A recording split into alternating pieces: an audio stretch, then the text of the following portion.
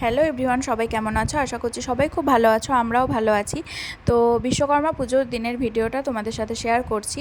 তো সকাল সকাল দেখো মা এখানে ঘরের পুজো টুজো সেরে নিয়ে মানবাবুর এখানে বাহনটাকে পুজো করছে, মানে হচ্ছে যে বাইকটাকে পুজো করছে। তো মানবাবু এখানে ধূপ দেখাচ্ছে আর এখানে মন্ত্র বলছিল। তো মন্ত্র বলতে বলতে ও ভুলভাল মন্ত্র বলছিল, তো সেইটা আমি তোমাদের সামনে আর আনতে পারলাম না।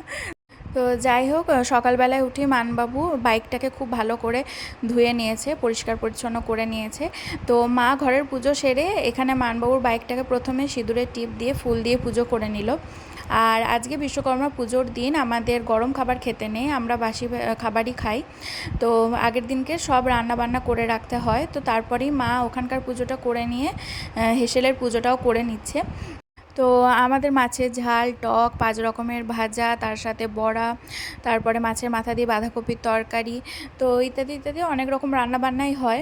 তো আগের দিন তো আমি আর মা মিলে সব রকম রান্নাবান্না করেছি। প্রতি বছরই দিদি জামাইবাবু ভাগনা আসে, কিন্তু এবছরে আসতে পারেনি।